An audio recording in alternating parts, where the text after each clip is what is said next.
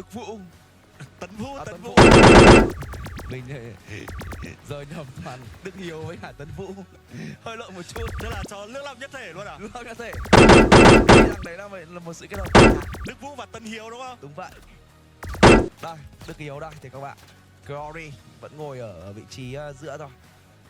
Điểm tựa của Glory thì đương nhiên rồi sẽ là bộ máy thông tin.